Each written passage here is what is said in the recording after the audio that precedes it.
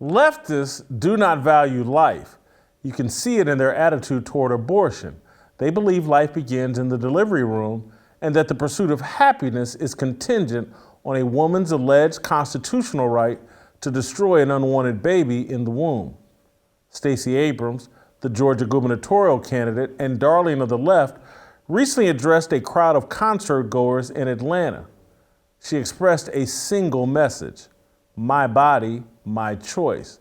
The slogan is the Democrats' version of Patrick Henry's 1775 "Give me liberty or give me death" speech that compelled Virginia to join the Revolutionary War. Kill my baby or kill Donald Trump is the rallying cry of progressives. It encapsulates their worldview, defines their motivation, and explains the nihilism ruining the country.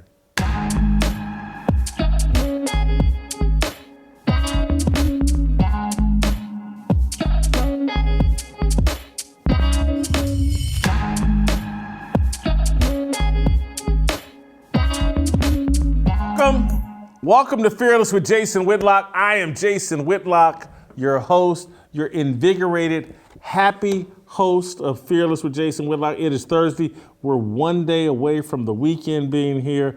I feel refreshed. I feel awesome. We took yesterday off. I got up this morning, crushed it, absolutely crushed it in my workout this morning. Went like 35 minutes really hard on my Stairmaster. And you know why I feel so awesome? Because I've been taking care of myself. Because I've been exercising. I've been eating good. You saw us earlier this week at the cookout, filling myself with Good Ranchers meat. It's October. Halloween is just around the corner. You don't got to be trick or treated. You can just be treated and treated. If you shop with Good Ranchers, you know where the meat comes from. You don't have to go get that store-bought meat with the Made in the USA costume on it. You can get the real deal from Good Ranchers. Recently, 44 tons of store meat was recalled for listeria. So check all of your meat to keep your family safe. You know who doesn't have imported bacteria-infested meat, though? Good Ranchers. They deliver America's best meat and seafood to you year-round, right to your door. Right now, they're throwing a huge October feast where you can get over 4 pounds of meat for free. That's 2 pounds of their Wagyu ground beef and 2.5 pounds of their better than organic chicken for free with any purchase of one of their bundle boxes. To sweeten this deal even more, you'll get an extra 2 pounds of American Wagyu ground beef with orders over $300 in value. Treat yourself this Halloween and head on over to goodranchers.com/fearless to claim your special October Feast offer today. Good Ranchers lets you save $25 on every box and locks in your price when you subscribe. Put it in to that old terrifying mystery meat at grocery stores. Go to goodranchers.com/fearless to get over 4 free pounds of high quality beef and chicken. The real monster isn't in your closet. It's in your local grocery store. Take control over your food with an October feast from Good Ranchers, American meat delivered. We're going to start today's show with Steve Kim. We're going to talk some football, talk some sports with Steve Kim. We'll transition at some point to Royce White, and we'll talk about a topic I talked about last night with Jesse Waters on his television show on Fox News. I talked about the abortion issue and how that mindset poisons everything. And then we'll end the show talking to Virgil Walker. So fantastic show planned for you today. We want to roll out to Los Angeles, though, and bring in our man, Steve Kim. We want to start the show talking a little football. There's a damn good NFL game on tonight on Amazon, Thursday Night Football, Tampa Bay Buccaneers and the Baltimore Ravens.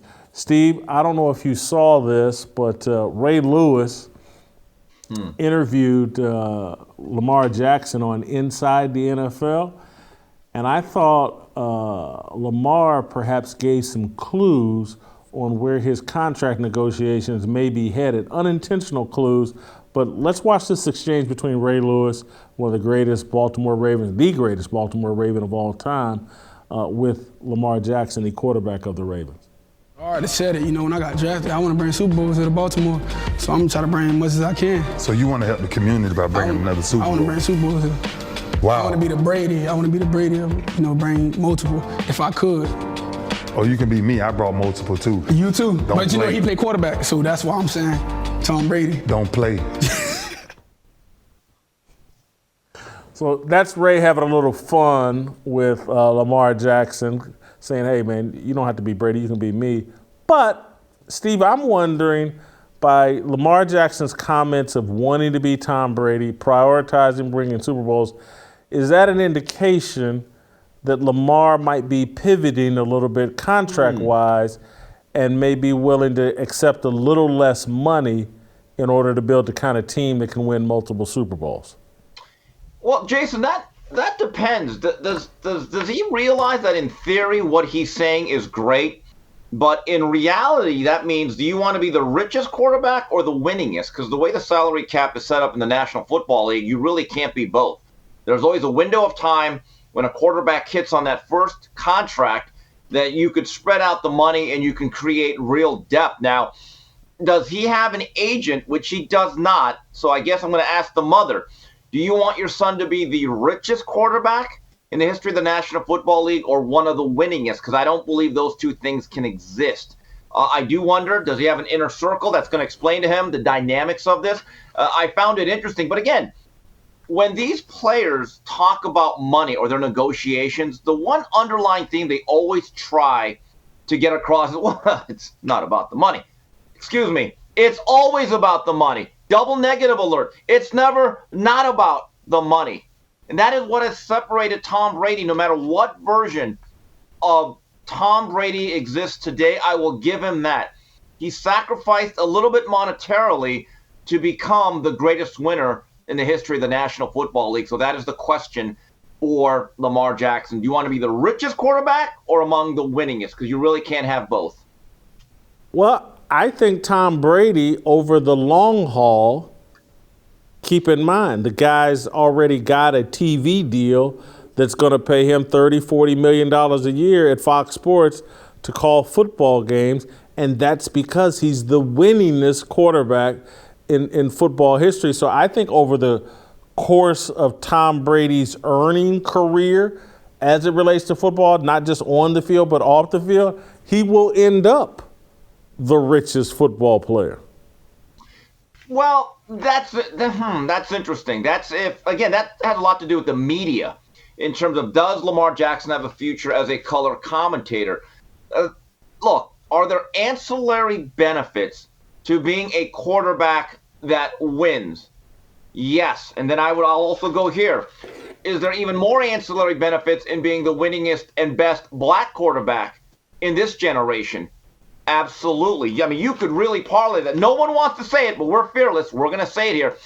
If Lamar Jackson puts up a couple of Lombardi trophies in his mantle, he could be Allen Iverson on steroids. Because remember when Allen Iverson had the street cred, which was obviously so much, but he got a lot of endorsements out of it. He's still iconic to this day, will always be legendary.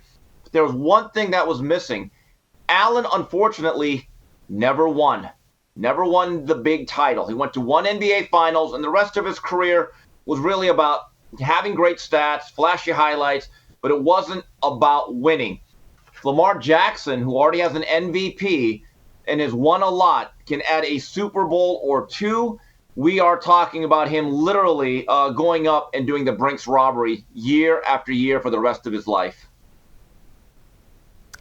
So we're not that this show's airing hour and a half before kickoff of a very important game, I think, for both teams and for both quarterbacks, Tom Brady and Lamar Jackson. What do you think happens here tonight? Which quarterback plays the best and who wins the game? That's a tough one. I'm not Kreskin, but I will say this. It feels like a must-win more for the Tampa Bay Bucks because that thing seems to be, if not spiraling, it seems to be descending. But keep this in mind. They are in a very weak division. I looked at the standings, and I'm like, that is a den of mediocrity. Baltimore, I think, is going to be okay regardless, but here's an issue. Get your shovels out because you know how we buried Joe Burrow into the ground? Dig that grave up. The Bengals are coming on, and I think they are ready to make a run. Joe Burrow looks like Joe Burrow again, getting the ball off on time, and the Bengals look really good. This game is in Tampa. It's a must-win game for Tampa more than Baltimore. I'm going to go with the Buccaneers tonight. It's a road game, and to be honest with you, Baltimore the last month has not been that good. I watched a good deal of that game with the Browns. If the Browns don't turn the ball over on the Calais Campbell strip sack fumble, I don't know if they win that game. I found that to be fascinating as it relates to Lamar Jackson because his statistical line was interesting. You brought this up a couple of days ago, Jason. He was 9 for 16 passing. But here's the thing that was fascinating. He had 10 rushing attempts for 59 yards, which means he had more rushing attempts than completions. And I'm thinking, wait a minute, I'm going to give $500 million to that quarterback that does that? I watched that game, and there are too many plays, or some plays, where he drops back, he gets a clean pocket, and all of a sudden it becomes 1 Mississippi, 2 Mississippi, and then by 10 Mississippi, he's still holding the ball, and it becomes be Superman. And again, this is a common theme on our show with Coach Jason Brown and myself. That is not sustainable. That does not look right. It is not long-term success.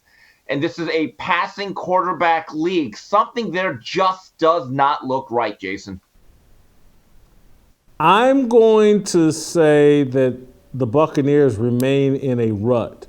I think their problems are not fixable this season. I think they're going to have a bad season.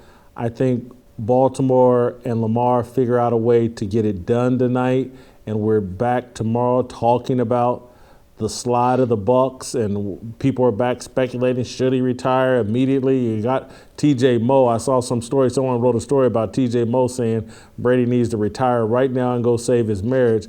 I think we're going to be talking about that again tomorrow.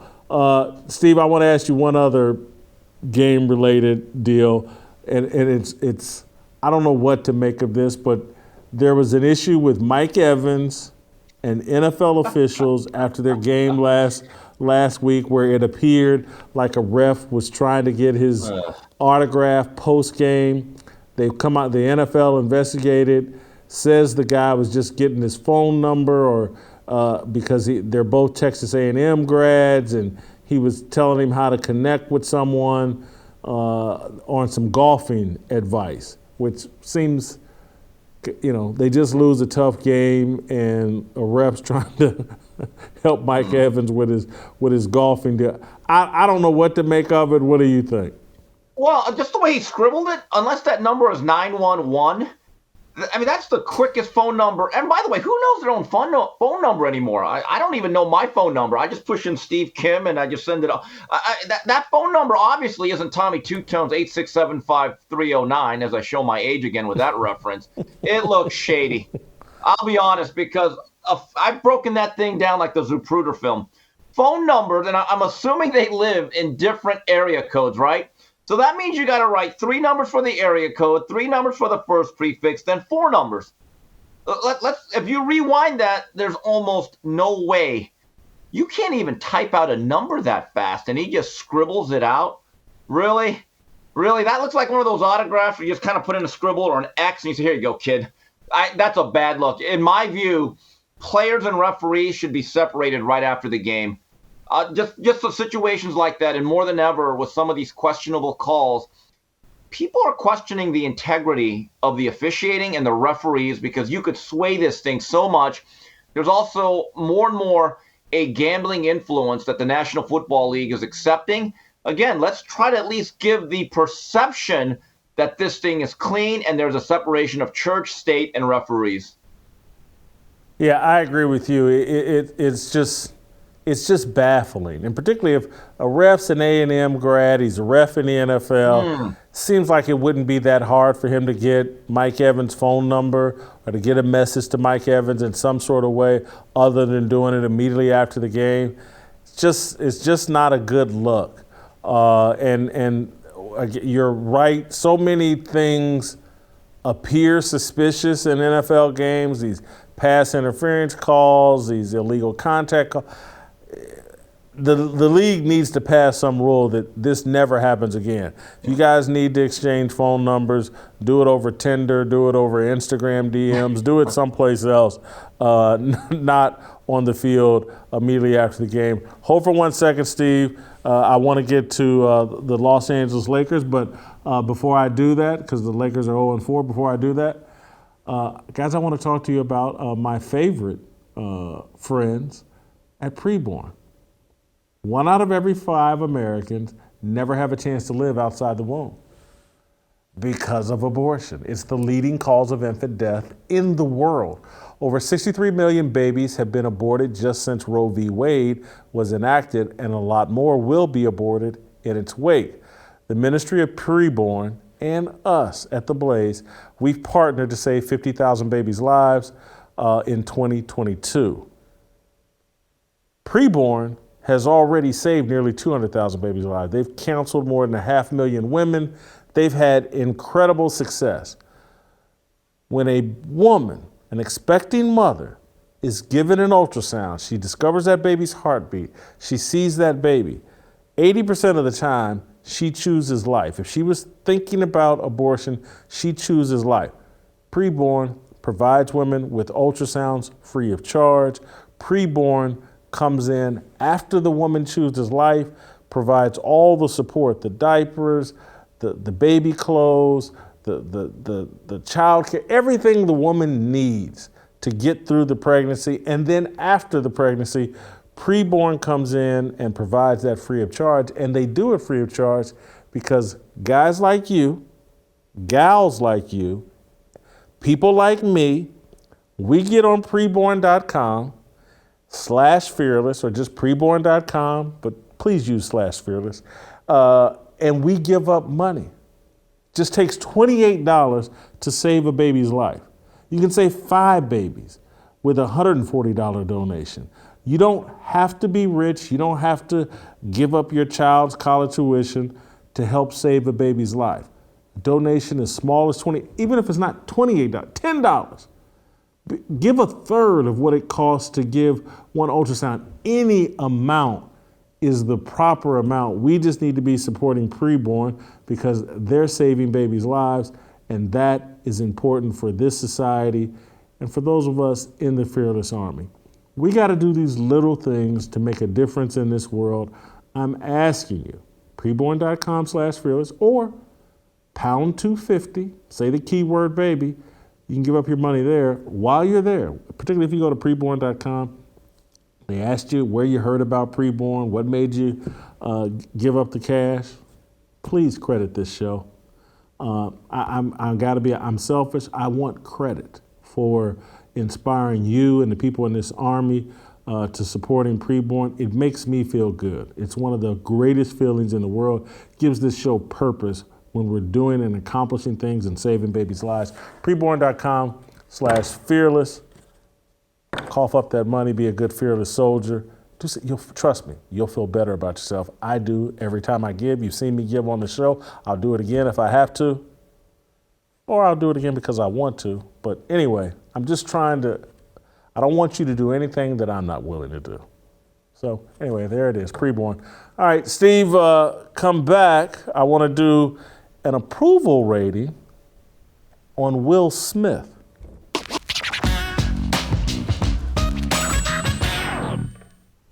Will Smith is involved with your Los Angeles Lakers, Steve. I don't know if you saw this. The Lakers have some kind of genius series where they brought in Nas and other people to come speak to the team. And so they brought in Will Smith. And we haven't seen Will Smith on the public stage in quite some time. They brought in Will Smith to inspire the team. And Will went on social media, the Lakers went on social media. Huge thank you to Will Smith, who joined the team to discuss strength through togetherness and practicing gratitude in times of great challenge. All themes in his forthcoming masterpiece film, Emancipation.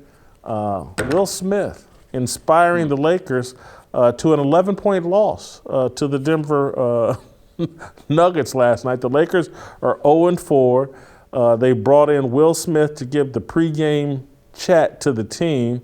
I want two separate thoughts, but we're going to talk about Will Smith and his approval rating. Lakers 0-4.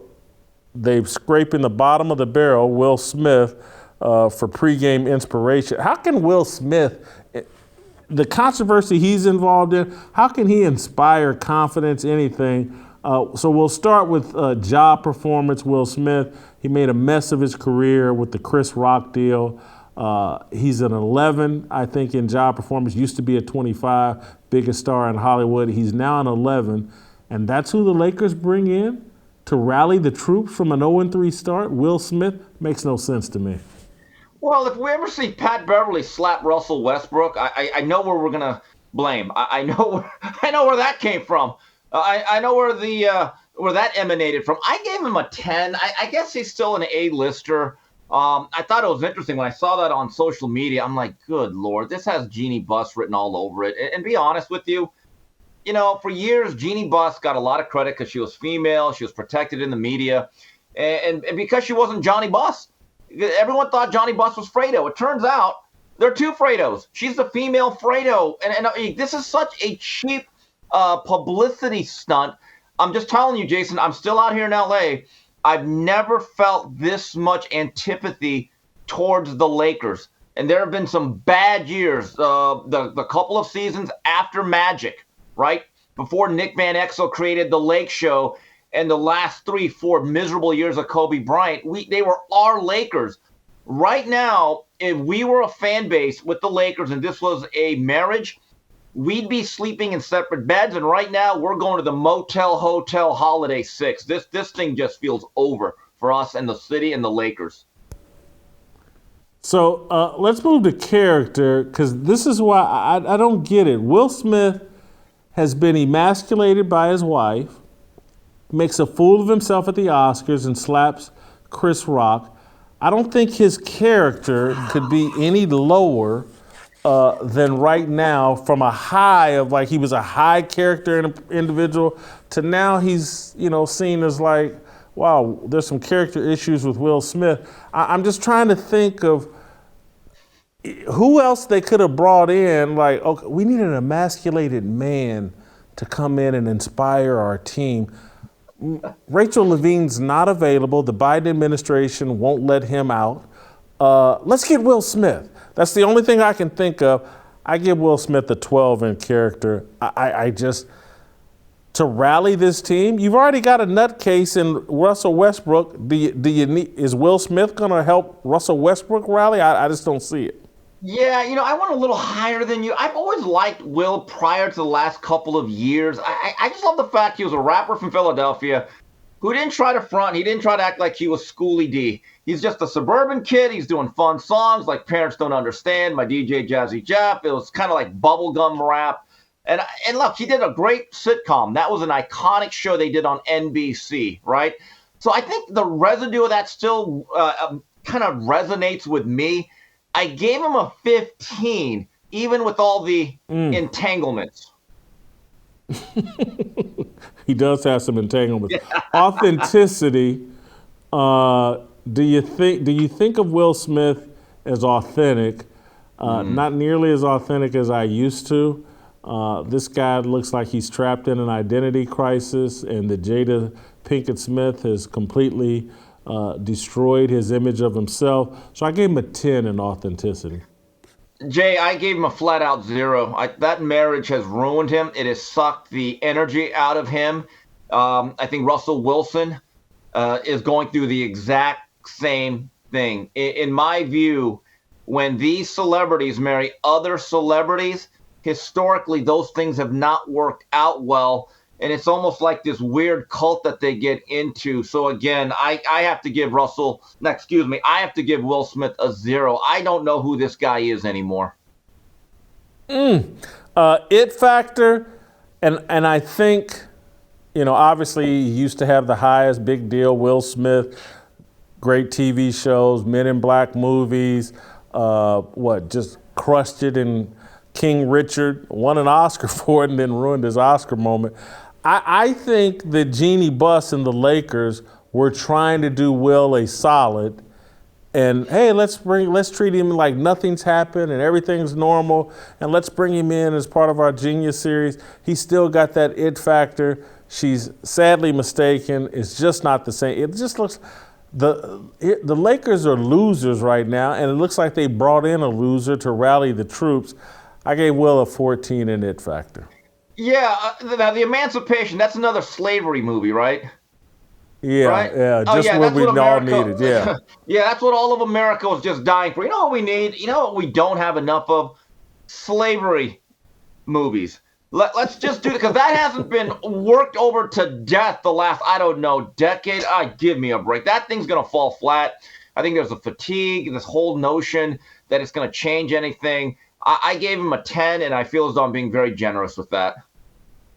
You know, there's a shortage of slavery movies, and I think there's a shortage of TV characters and movies that are built around gay relationships. No one has seen any of that in the last 5 to 6 years. And so I expect Emancipation to do just as well as Bros did. Yeah, well, Bros was a big... Jason, Emancipation, this is going to be ironic. I'm going to free myself from having to watch that. I'll pass on that one, okay? All right, you have Will Smith as a dumpster fire, which is probably more appropriate than my 47 at Candlelit. I probably still got a little bit of a soft spot for Will Smith, but Steve, great job as always. Your Lakers are 0-4 and headed to 0-5, in my opinion.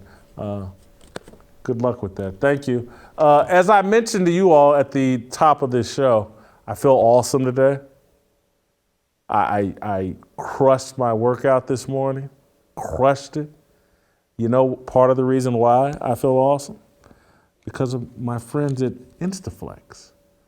If you're like me and you've dealt with soreness in your joints, so you know what it's like to walk around with sore knees or elbows, just wishing the pain would go away, well, maybe you don't have to wish anymore. Instaflex Advanced targets the root cause of joint discomfort with just one little pill per day. Again, you guys don't do anything that I don't do. I want you to take some Instaflex because it's part of the reason my fat old butt has been able to work out as hard as I have been. It's helped me lose weight because it's helped me stay in my workout routine. It's a combination of 5 key ingredients that they found are in no other product in the world. It restores flexibility and mobility to your knees. I do the Stairmasters virtually every day. People are like, how can you do the Stairmasters? Doesn't that kill your knees? Not mine. All you have to do is take one tiny pill a day. You could have better knees in just a week. Now get a complimentary 2-week sample of Instaflex Advanced when you text FEARLESS to 42424. That's 42424. Plus get a free gift of Instaflex Advanced Pain Cream with its exclusive oxygenated oil for fast-acting relief from the pain of arthritis, backaches, and sore muscles. I got all that. Absolutely free. Text now and receive a complimentary 2-week supply of Instaflex Advanced joint support for men and women with 5 key ingredients to help you turn back the clock. Text FEARLESS to 42424. That's FEARLESS 42424. All right, you can email me and us at fearlessblazeshow@gmail. You can email me your feedback at fearlessblazeshow@gmail. Don't go anywhere. I'm gonna tell you how to pay your mortgage. There it is.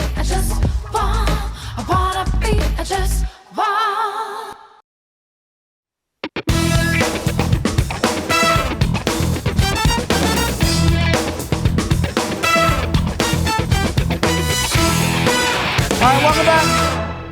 Time for my Pay Your Mortgage picks.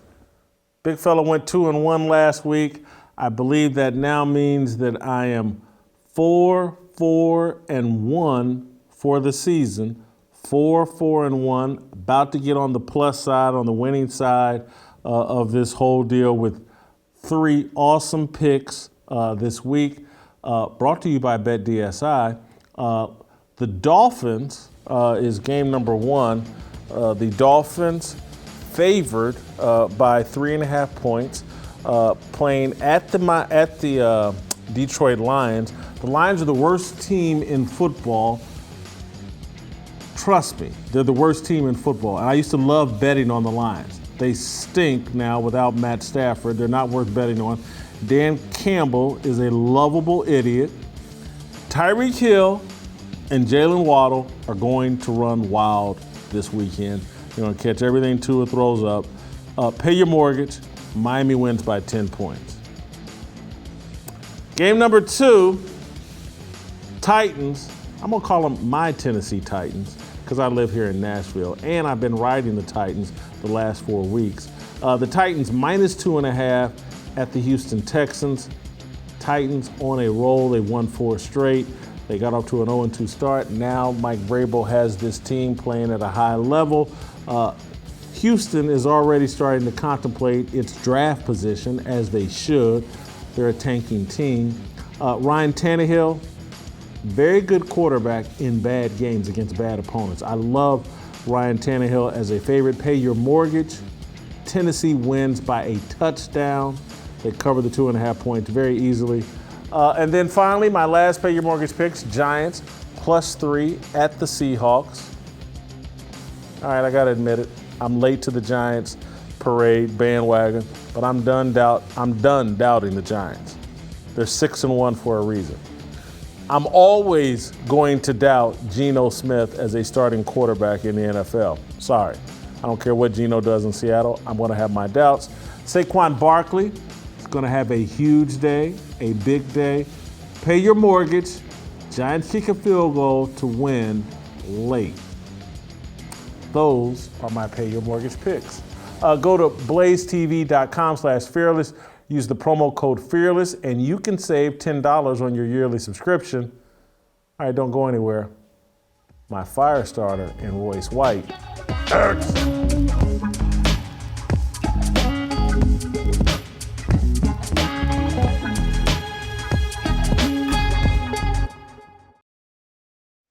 Welcome back. Let's get this fire started. You will never convince me that the people who don't value the life developing inside a woman's womb know what's best for us outside of it. The chaos, anarchy, and lawlessness overtaking America's major cities are rooted in the pro-abortion mindset of progressives. I tried to unpack this idea Wednesday night on Jesse Waters' Fox News program. Waters played a series of news clips highlighting the Lord of the Flies behavior that seems commonplace in cities long controlled by Democrat politicians. He asked me for an explanation. Take a look. Now, Jason, you understand, I'm sure you're a parent, no means no. And we have to learn how to say that again in the United States. Jesse, you've made a bad assumption. I'm not a parent. Wish that I was, but I'm not. But listen, I'm going. That is true. Listen, I'm going to connect it to something bigger and probably a bit more serious than maybe what you were looking for. But listen, if you don't care about life inside the womb, you'll never convince me that you care about life outside the womb. It starts on the inside. You talk to any doctor, talk to any psychologist, the things you do for a child inside the womb matter. And so the whole Democratic platform right now seems to be about abortion. They're pro-abortion. Stacey Abrams goes to some event with Lizzo and Lotto, and she gets up on stage, and my body, my choice. And it's all about abortion. The party is about abortion. It's about killing babies in the womb. They don't care about life inside the womb. You'll never convince me they care about life outside the womb. That's why they can look at all this decay in their cities and just kind of nod their head and think, there's nothing we can do about it. This is normal. They don't care about life. If you don't care at the beginning, you never catch up. That's the Democrat problem. There you go, abortion. That explains Democrats. Leftists do not value life. You can see it in their attitude toward abortion. They believe life begins in the delivery room and that the pursuit of happiness is contingent on a woman's alleged constitutional right to destroy an unwanted baby in the womb. Stacey Abrams, as you heard me reference, the Georgia gubernatorial candidate and darling of the left, recently addressed a crowd of concert goers in Atlanta. She expressed a single message: my body, my choice. Look for yourself. Look, I'm not going to interrupt your fun. I just want to remind you, if you believe it's my body and my choice, I need your vote. This is our time. This is our choice. And this is our year. I need your big energy. Let's get it done. Crowd. And all she's got to scream is my body, my choice, and hold up a sign about abortion. Are you kidding me? The slogan for the Democrats, this is the slogan. This is the Democrats' version of Patrick Henry's 1775, give me liberty or give me death speech that compelled Virginia to join the Revolutionary War. Democrats, their slogan, kill my baby or kill Donald Trump. That's the rallying cry of progressive. It encapsulates their worldview, defines their motivation, and explains the nihilism ruining the country. Before I go further, I don't want to be one-sided. Let's take a look at the other side of the argument. Progressives argue that political conservatives do not value life outside the womb. Democrats point to Republicans' opposition to universal health care, minimum wage hikes, and other government-assisted initiatives as proof the pro-life movement reeks of hypocrisy and fraudulence. Progressives wonder, how can you be pro-life if you're against government programs that assist the living? Fair question. Here's the fair answer. Anything that makes man more reliant on the government and less self-sufficient does not support life. It cripples it.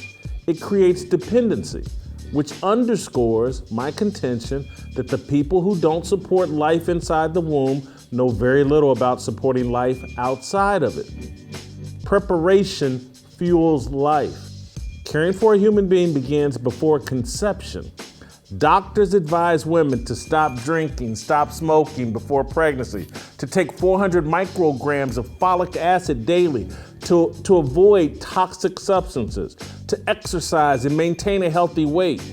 Once pregnant, doctors advise parents to read and sing to the baby, to rub the mother's belly, to avoid stress, to eat a healthy diet, to exercise, and to stop drinking and smoking.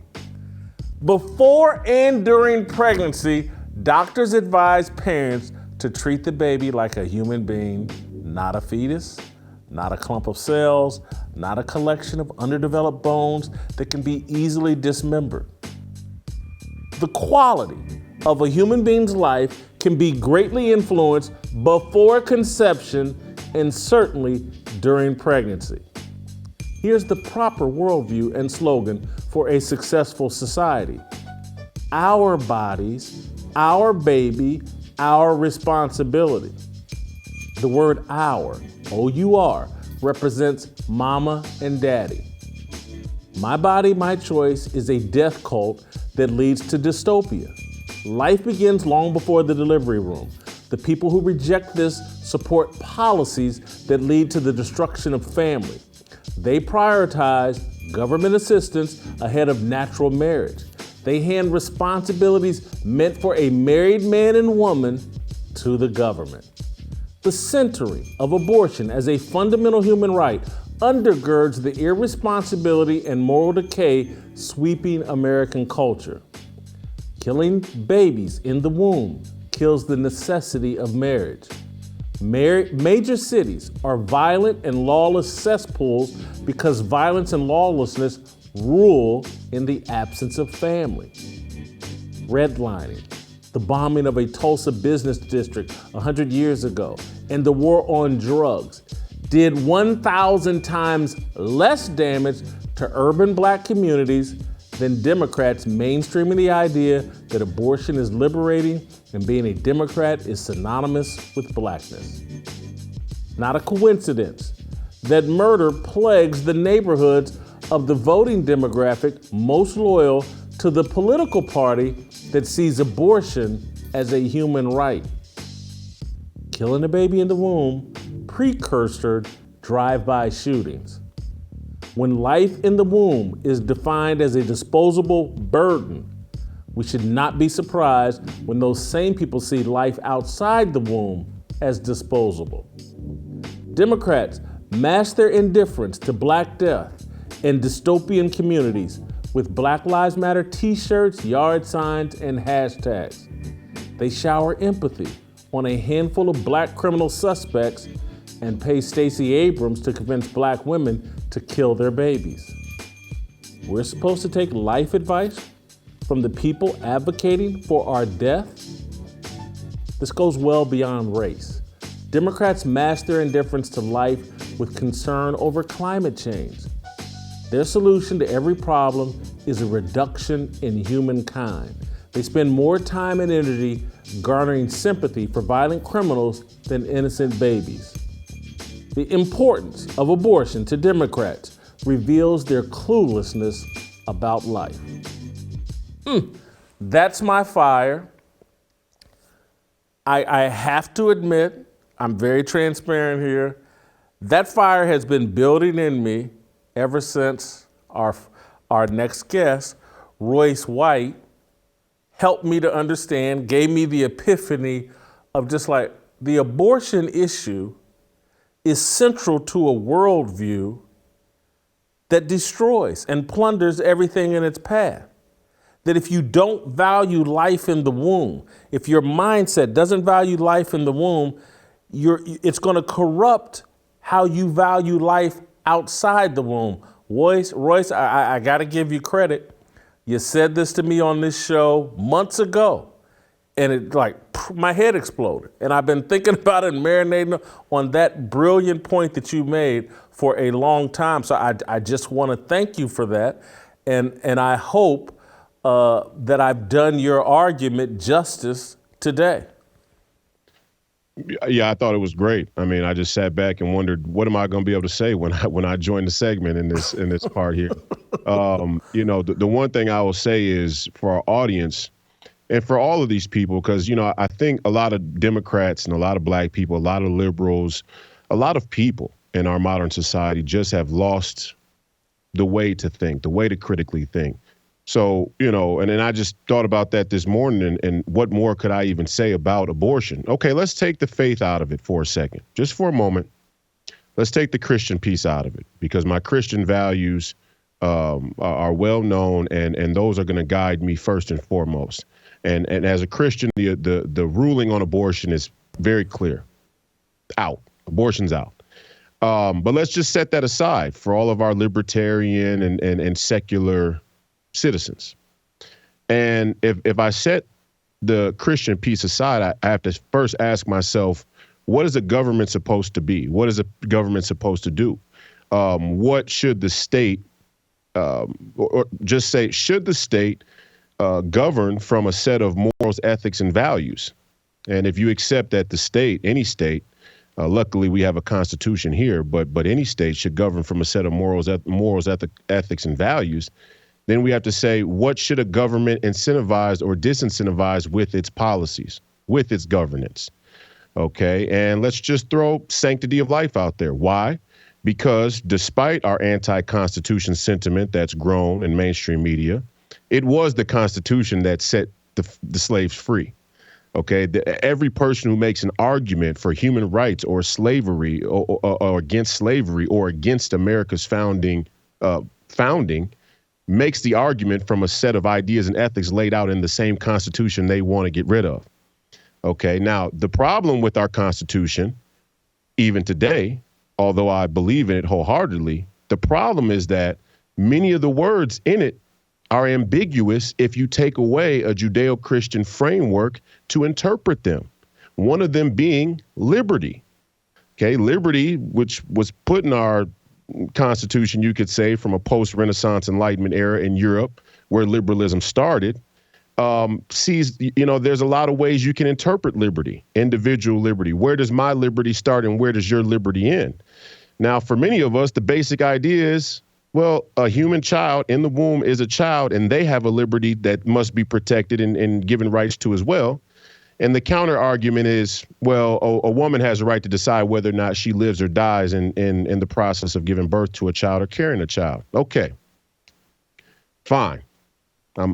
Okay. The main question is, should the government subsidize a loss of sanctity of life? And if a government subsidizes the loss of sanctity of life, what implications are there across the spectrum of governance? And it becomes very clear that a child in the womb is the most vulnerable amongst us. And if there is no government protection for the least amongst us, then there can be no protection for any of us, which then, rolls into the central point I want to make. And I've said it before on the show, that Roe v. Wade was the predicate for the military industrial complex to be as, inhumane with their killing all around the world. I mean, it was one thing to shoot each other with muskets at Gettysburg in pursuit of a North versus South, Union versus Confederacy. It's another thing to sit in a room remotely and tap a button and kill 1 million Iraqis. Now, I'm not saying 1 million Iraqis were killed by drone strike, but what I am saying is just the entire modality of war and death has moved towards a technological view of life. And the same liberals who say they want to protect human rights don't seem to have a problem with that technocratic view of life. So it's a scam in the outset. It's just a scam from the beginning. They don't view life as life, so don't talk about human rights at all. I don't want to hear it. I'm not holding any quarter for any people who say that a human child is not a human child at all to talk about human rights. You just don't have the right to. Love that point. I'm going to chop it down to my size because, it takes me a while a lot of times to catch up with you, Royce. I don't have a problem admitting that. I'm going to chop it down to my size and because your point about killing people with drones and from a safe distance, and it's just like, It's a button you push, there's no human, totally get it. But I also understand it on this level, and you correct me if I'm wrong, the abortion is central to, you don't need a marriage, you don't need man and woman, you don't need family, because these responsibilities of a child get in the way of your happiness, your pursuit of your truth, and the pleasing of your feelings or whatever. And so I see the whole abortion issue as central to the destruction of the nuclear family.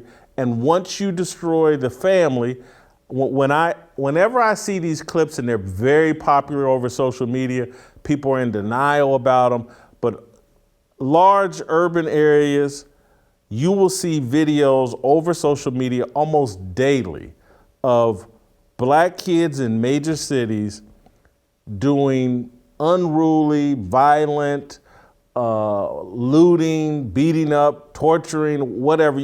Videos are out every day. And every time I don't think of skin color, I think these kids got no fathers. And you destroy the family, you're going to create the kind of chaos that we're seeing in these major cities. That's the common denominator, the destruction of family, and abortion is central to destroying the family.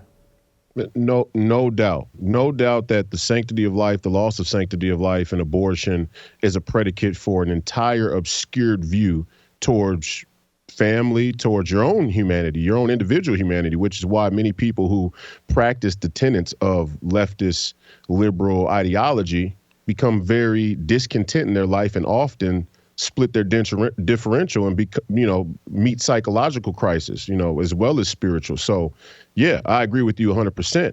But I also want to caution that some individuals do, and individuals can come through a family life that is torn and broken with God and still be Americans, productive and good American citizens. And I don't want to create any caveat for my young black men out there that came through tough and broken homes, because there was an anti-family court that came under the same school of leftist liberal ideology that meant to destroy the family alongside of abortion. But I don't want to hold any quarter for our young black men to keep shooting each other in the street and say, well, I had a tough life at home. You know, J.R. Smith said this to me yesterday online when we got in a little back and forth about the black community and the right or let's say the expectation of a black man to critique another black man in the public square and why somebody should or shouldn't. And the argument that's always made, and is made against you as well, is that any black man who has any criticism for another black man in front of the public, or really white people, is undermining the 400-year struggle of black people in America. And my point to J.R. Smith was, no, it doesn't matter what you came through. It doesn't matter what anyone came through. Tell the truth. You as an individual, you tell the truth. If you tell the truth, or if your money or your opportunities stop you from telling the truth, you're a sellout by definition. And we had that back and forth. But I say that to say that the common prevailing idea in America and black communities, for many people in black communities, not all, but for many, especially the ones who get involved in crime, is that, hey, I had it tough. So that's my justification to be a criminal. And there is some merit to that, because what I've also said on the show is that when your government steals, everybody's stealing. This was the idea of the American mafia. The American mafia said, hey, if you guys are going to rig the game, then we're not going to play by your rules at all. And there's a part of me that respects that. And I understand it. I understand the line of thought. But those people have lost their way with God. They see this world and the result of this world as the final destination. And that's a problem. It's a problem spiritually, but it's also a problem practically. And that obscures your vision. And J.R. Smith and many people like him, these woke athletes, these people who vote Democrat, these women who are pro-abortion, what they fail to see is the big picture. And the big picture is that liberalism, communism, and globalism all have the same exact aim, the same end goal. We've been lied to. We've been lied to into thinking that liberalism was this great break from the monarchy and globalism and imperialism. It wasn't. It was just a rebrand. Okay, and what all three aim to do is simple: the removal of God from the organization of man. When you can remove God from the organization of man, then the government becomes the highest rule. And then often man's individual corruption takes hold, and you have chaos. And that's what we have in our streets. That's what we have in our communities. That's what we have in our hearts. We have chaos. America is a nation of chaos, and we lead the world. You left out one of the isms. Feminism is another key component of that, and their objection to a godly ordered society is again, because the Bible's crystal clear. This world is to be led by man. Families are to be led by men. And so once you tear down the family and basically disempower, diminish the leadership of men, you're going to have the kind of chaos we see in these cities that are plagued, where men aren't in leadership positions within their families. You tear down the family, you're really tearing down an entire society. And that's what I see over and over and over again. And it cracks me up, or it bothers me that someone like Stacey Abrams, and I don't, look, I got a weight problem. I don't have kids. Yeah. But I don't get how this woman, her political platform is based around abortion.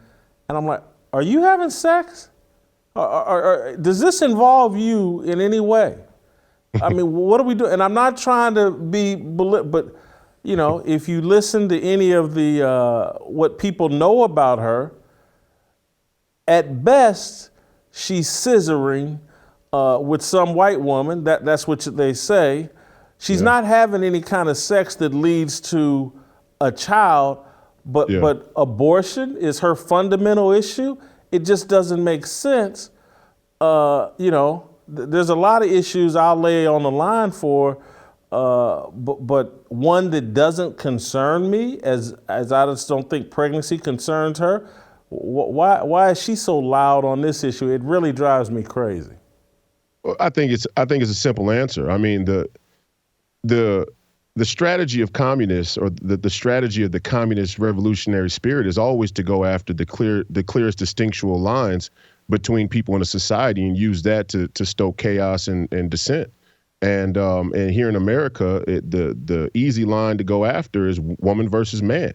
Why? Because the woman versus man dynamic is an age-old dynamic. I mean, it's as old as time itself.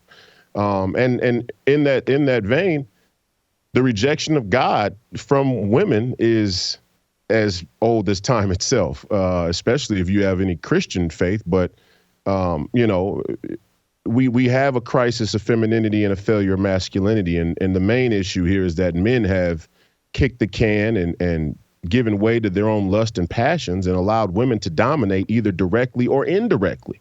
Now, many of the feminist movement made the claim that, hey, listen, we're not, which is a lie anyway, because all 7 of the people who are in charge of the military-industrial complex right now in this country, all of the weapons manufacturers, Lockheed, and all of the other, they're all women. All 7 of them are women. So technically speaking, women run the world today. They all run the military-industrial complex. So unpack that a little bit more. You that's an idea I haven't heard. Explain that. Okay. Well, the claim is that men run the world. Well, you can make the argument that America's military-industrial complex runs the world. You could, at the behest of or in the security of the international banking cartel. Okay, so those two are in cahoots, and they're moving the chips all around the board from here to Beijing, and that is the case. But in America, there are defense manufacturers, there are defense contractors like Lockheed and Martin, who are the stockholders, you could say, of the military-industrial complex. And in the key positions in all of those countries, the CEOs are women. Right now in America, the women are leading the military-industrial complex. They're running it. Now, you could argue how long that's been the case or why it's become the case, whether it's equity policies or whatnot. But the point is, they are in the position. So to go back to my line is that, whether directly or indirectly, there has been this tension and this subversion of the natural order from the crisis of femininity that men have aided and abetted in. This is how women were able to do this in the first. This is how the anti-family court became the anti-family court, is because men who were often guided by their own, self-loathing and self-doubt and lack of confidence, let's say, beta males, let's just not beat around the bush. The beta males went up next to the rejection of rebellious female and said, hey, our interests are aligned. What do we need him for? What do we need this guy dominating the field for? Let's make it more equal for everybody. Let's make it more equal for everybody. And in doing so, I'm actually going to put you at the head of it because, I'm at the altar of your vagina. And so, and that is the crisis of femininity, is that woman, because she was given the gift of creation, the ability to create human life, which is very, very divine and godlike. Many women think they are God. They think, and in their world, they are God. They have become God. And that's a common spiritual existential issue that the crisis of femininity breeds. So, yeah, why wouldn't they? Hey, listen, I'm the one who has to carry the baby. I'm the one who has to nurture and deliver the baby. I'm the one creating the life, so I get to say. Royce, you've done it again. I'll be thinking about this for the next week, month or two. So Lockheed and these other companies directly tied to the military-industrial complex, their CEOs are all women. Yep, there's 7 of them. All 7 of them have women in the key positions, either their CEO or, whatever the top position is. There's 7 women in charge of our military-industrial complex, and it's not by accident. See, here's what I meant by the loss of sanctity of life. It's not by accident that the inertia in a current geopolitical conflict, proxy war with Ukraine that has nuclear implications, would tilt towards a beta male and feminist response that says, why not kill 100,000, 200,000, 1 million people in an instant? Why? Because they don't believe in God. And if you don't believe in God, you don't understand that the time we're given here on this planet gives us the ability to repent before God and prove ourselves worthy of heaven and eternal life. So there is a significant difference between a 7-year prolonged ground war and killing 400,000 people in an instant in Nagasaki or Hiroshima. In Nagasaki, Hiroshima, there is a difference in that, because when you die in an instant, it precludes the possibility of repentance. And the more people you kill in an instant, the more people you preclude from that.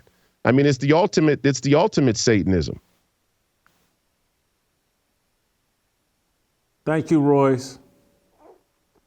Got it. You put a lot on my mind, as always. Great job. Get your Fearless Army swag at shopblazemedia.com/fearless. We'll hear from Virgil Walker next. These words are our religion, no regrets in our decisions. We all want to go to heaven with freedom. It's my obligation, no hate, discrimination, raising up your hands for freedom.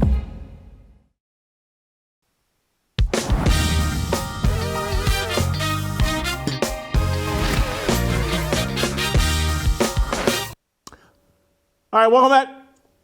Time to roll out to Atlanta and to bring in Virgil Walker from G3 Ministries.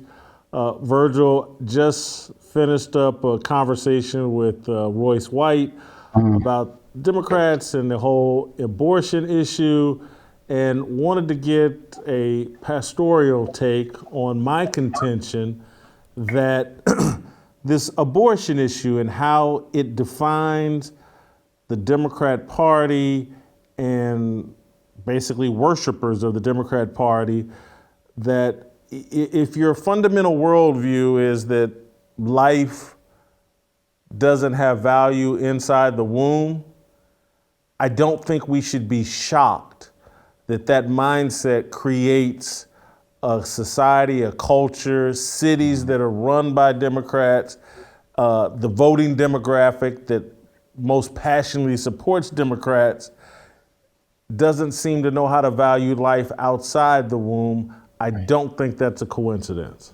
No, it's Jason, it's not a coincidence. If you just simply look at what abortion actually is from a theological standpoint, from a biblical standpoint, it's no more than child sacrifice. We watched and witnessed in Scripture civilizations that would kill their young. They would sacrifice their babies to Baal and worship. And God, time and time again, said that those nations would be cursed as a result of their willingness to bow the knee in this kind of way. This and really in our day and time, what we're talking about is the willingness to sacrifice children on the altar of one's own convenience. Right? It's the ultimate in irresponsibility. It is the ultimate and selfless narcissism. It's selfish narcissism. It's unbelievable. It's unimaginable. And the Democratic Party, this goes back to 1972 before Roe v. Wade was actually in place. You had Joe Biden who had made statements like, abortion, knowing that it was coming up through the Roe v. Wade decision, who said, hey, abortion is undesirable. We went from undesirable and to the 80s to safe, legal, and rare. Then to the 90s as a woman's right to choose. And then now they're asking not only believing that it's a quote unquote constitutional right, but that this is something that should be codified into law. When you look at, I'll say this briefly, when you look at what the Bible has to say about governments, the role of government, biblically speaking, is to protect us from evil. And what we're witnessing time and time again through the Democratic Party, whether it's the policies that they advocate or this particular issue with children in the womb, they're actually programming, codifying evil. They're not protecting us from evil. They're not the guardrails to keep us from evil. They're promoting wickedness. They're promoting that which is evil and unright and unjust. And that's what they're doing with abortion, and they're doing it everywhere. It's what they're advocating in every way, shape, and form, and it's absolutely deplorable.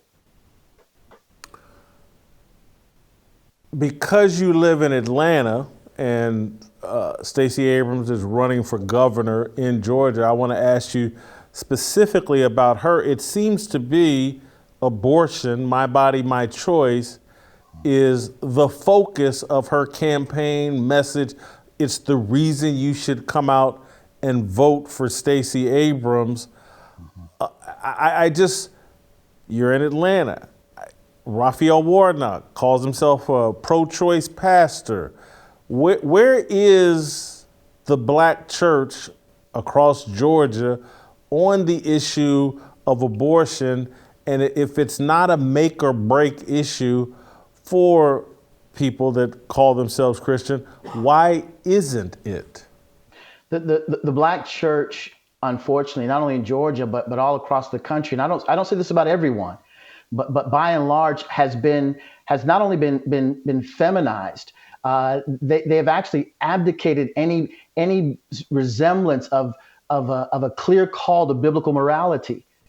They're to allow Stacey Abrams to enter a church on a Sunday morning and to articulate the ideas that she has should cause folks to tremble. I've written an article about that when I talked about letters to black pastors. These are black pastors who are actually the addition, the formation of Margaret Sanger's Negro Project.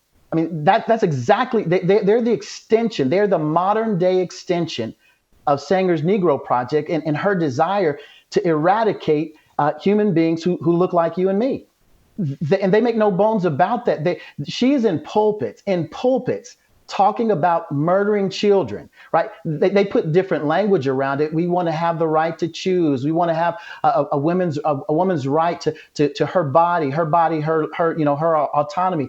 And the reality is, this is the same kind of argumentation that slave owners had. My slave, my property. I can do what I want to. The slave is not a real person. He's not a real human being. So I can do whatever I desire to do. Here you have the same kind of argumentation relating to babies in the womb. They're a clump of cells. They're not fully human. They're not fully developed. So we can do anything we want to with it because it's our body, our choice. They're promoting the kinds of ideas, that slaveholders held, and that Margaret Sanger, in her attempt to eradicate, to create genocide within a population that she deemed not desirable, they're advocating the same policies and are welcomed into churches around the country. I don't know how you land on any other idea than these churches. I won't even give them the dignity of calling them churches. They are temples to Baal worship, is what they are. They're temples to Baal worship. They're temples to child sacrifice, is exactly what they are. You described initially that, the Bible's clear that child sacrifice, there will be curses on people. My interpretation of that is, because when you use the word curses, and I'm not questioning the Bible and that's the biblical word, but I'm wondering if ramifications isn't a word that perhaps, I don't want to say more because nothing's more impactful than the gospel and what's in the Bible or whatever, but it's really just a ramification of if you adopt a mindset of, you know what, I can kill this baby in the womb, it's inconvenient, blah, blah, blah. Right. The ramifications of that are going to be your decision-making, the policies you embrace, the way you live your life is going to produce ramifications that lead to an early death, an unfulfilled life, misery, poverty, living in an unsafe environment, living in a world where marriage is rare, and your kids are going to underachieve. There's all these ramifications for adopting this mindset, and people just seem to be oblivious to it and think that, and maybe maybe I got to give the Democrats credit because all the ramifications they have said, well, no, that's just racism. It's not the fact that you've adopted a poisonous mindset. Right. It's this white man has done something, and that's why you can't have marriage. It's mass incarceration. It's not your mindset. Right. You're spot on. I completely agree that the idea of abortion is indeed a worldview. And for the Democratic Party, for liberals in general, and by that I should just say leftists, this is a sacrament. Like this is a part of the worship that they engage in. This is a religion. This is a religious order. Don't believe me. Try to stop them from this. They will engage in not only civil disobedience but uncivil rest. They'll march in the streets. It'll be all kind of havoc that takes place. Yes, the ramifications are evident in the simplest of ways. For example, you've got the statistics say, Guttmacher says that somewhere between 28 and 38% of babies that are aborted are black, right? And again, people can argue whether or not they believe the numbers or not. These are not my numbers; they're Guttmacher's numbers, and they're no conservative think tank by any stretch of the imagination. 65 million children have been aborted. That lands you somewhere in the neighborhood of about 20 million children, black children, that have died as a result of abortion. That's a Holocaust. That's an absolute Holocaust. That's 20 million. That's about the population, the size of New York. About the size of New York gone. So the natural cause to begin with are you don't have generations of young people who are even alive. That's a very natural cause. But to the point you make, that idea, that ideology carries with it a worldview that has grave impact on every other facet of life. If you can't get the issue of life right, there's no other issue that you'll get right. You're all screwed up from the very beginning. So I want you to address the other side of the argument, or the argument that they make is like, oh, okay, conservatives, evangelicals, they're all concerned about life in the womb, and they're unconcerned with life after birth. Right. And obviously, I don't buy it. I reject that. But they put, well, if you really cared about life, you'd believe in universal health care. If you really cared about life, you'd have daycare, and women could take off as much time from work as possible, and you'd raise minimum wage, blah, blah, blah. What do you, and again, my contention is like, hey, the people that don't respect life in the womb, you'll never convince me that they got the best advice for me after I'm born. They didn't really care whether I was born, but now that I am, they got the best plan. I'm not buying it. But right. What's your response to that evangelicals, conservatives, they don't support life after birth? Yeah, so let's carry that all the way out. Since they don't support life after birth, the answer is kill them in the womb. That's the answer, right? Stacey Abrams, since inflation is a problem, kill the baby in the womb and that won't be a problem anymore. I mean, that is the most asinine decision. Forget about fixing interest rates, fixing inflation. Forget about policies that help there. Just kill the baby in the womb, and they'll never have to live to engage in those kinds of problems to begin with. That's always the answer. Add to that the idea that government assistance is the answer.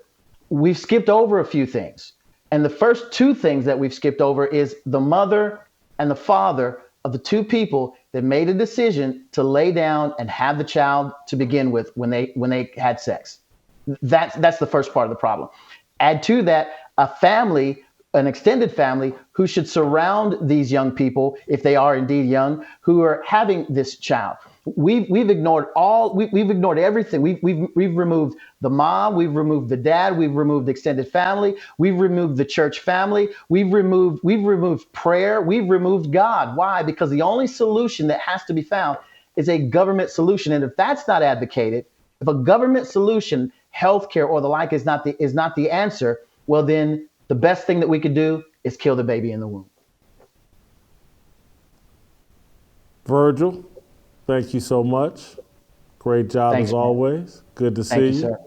I like the bow tie and sweater combination, Virgil. That's good. Anyway, I hear tomorrow. That means we'll see you tomorrow.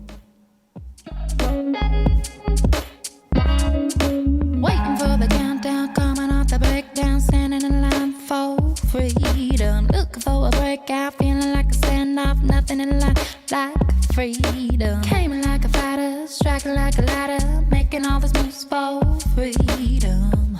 I want freedom.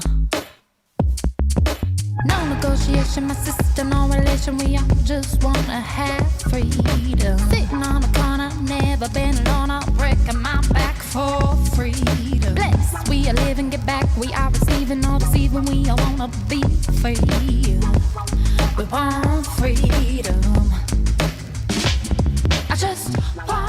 I wanna